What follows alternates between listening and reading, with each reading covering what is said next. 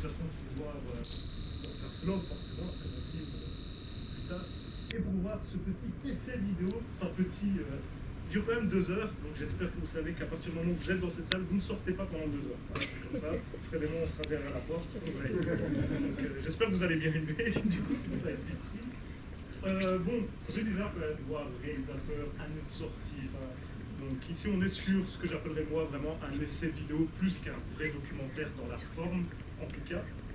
Il faut savoir qu'il est en grande partie basé sur une interview que j'ai pu réaliser de Takashi Miike en décembre, mi-décembre, et bon, on est mi-janvier et vous avez déjà l'essai vidéo devant vous, c'est que j'ai été vite pour le faire, dans le sens où c'est un projet que j'avais depuis longtemps sans avoir l'interview de Miike. C'était la goutte d'eau qui me manquait pour pouvoir mettre tout ça en forme et pouvoir le présenter. Tout s'est bien mis parce que j'ai eu une date avec le Club de l'Étoile, une salle de cinéma parisienne où j'organise mon propre festival, certains dans la salle de Sable, et qui me proposait d'organiser une projection. Donc je voulais que le documentaire soit prêt pour la projection à Paris la semaine dernière. Ce qui fait qu'en technique, il y a certains points qui sont clairement améliorables. Par exemple, le mixage audio n'est pas toujours ouf.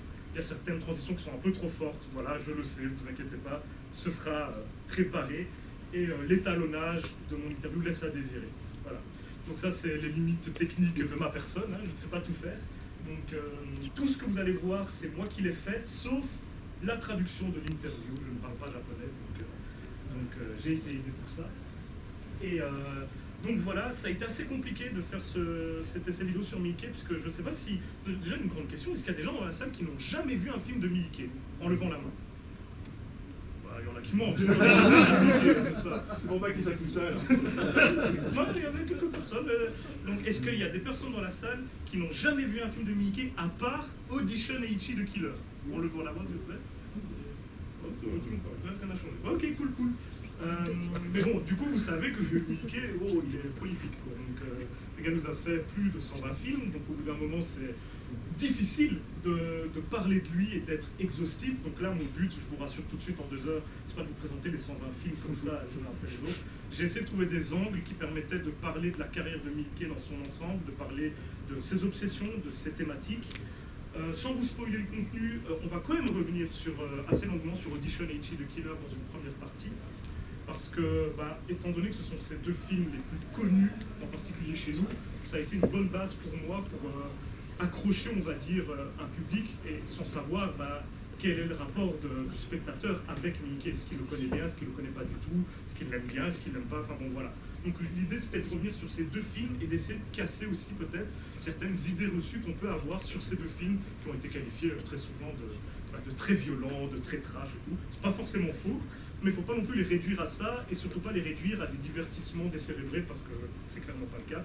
Donc ça c'est la première partie, puis ensuite on revient plus longuement sur les thématiques, la personnalité de Miike, comment elle s'exprime à travers son cinéma, comment est-ce qu'un mec qui a réalisé plus de 100 films et qui n'a quasiment jamais écrit de scénario, une dizaine seulement de ses films ont été écrits par lui et rarement lui tout seul, comment est-ce qu'un mec comme ça peut être un auteur finalement, parce que c'est un auteur, et une grande partie de cet essai vidéo va mener à pourquoi c'est un auteur selon moi, et pas seulement selon moi, parce que évidemment je me suis documenté, je ne me suis pas juste basé sur mon appréciation, mon regard, et sur ce que Miike m'en a dit durant l'interview.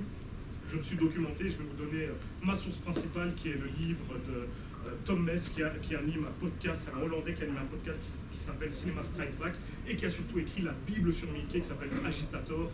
Donc un livre qui jusque très récemment n'existait qu'en anglais mais dont une partie a été traduite en français par Spectrum, l'éditeur français, qui a sorti un coffret Miike qui vient de sortir là il y a une semaine ou 2.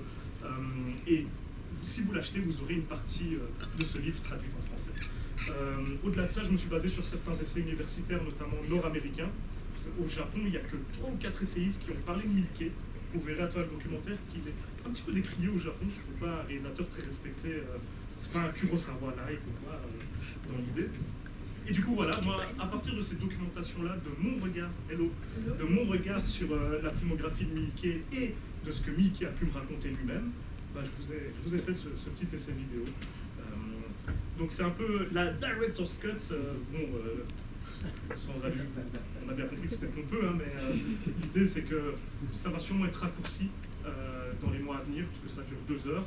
À la base, ça durait même 2 heures et demie. J'ai enlevé une 20 minutes, une demi-heure qui était consacrée à Visitor Q, parce qu'à la base, je parlais également beaucoup de Visitor Q. Ça faisait beaucoup, donc je l'ai enlevé et j'en ai fait une vidéo qui est sortie sur ma chaîne YouTube il y a 2-3 semaines et qui servait aussi à promouvoir un peu les projections. Parce que tant qu'à faire, j'avais quand même écrit ça, donc tout le temps utilisé. Mais je me disais 2h30, bon, j'abuse quand même. Déjà que 2 heures, mes amis qui travaillent dans le documentaire ou dans l'écriture m'ont dit, mais mec, 2h05, 2h08 même, je crois. 2h08, c'est beaucoup, hein. J'espère que vous aimerez du coup, et on aura l'occasion de toute façon d'en parler juste après, si à ce moment-là vous avez des remarques à faire, des questions. Bon, j'essaierai d'y répondre dans la mesure du possible, évidemment, je ne suis pas Mickey, hein, malheureusement ou pas, je ne sais pas. Non, mais t'as un beau t-shirt. C'est Mickey, s'il y en a qui ne le connaissent pas du tout, il est là. Voilà. Et du coup, bon, bah, je vais arrêter de répondre aux agitateurs des caméras, parce que là, c'est vraiment terrible. On est très mal reçus cette image. Je rigole, on est très bien reçus. Bah écoutez, vu que c'est long, je vais arrêter de parler maintenant. On aura l'occasion de continuer juste après si vous le désirez.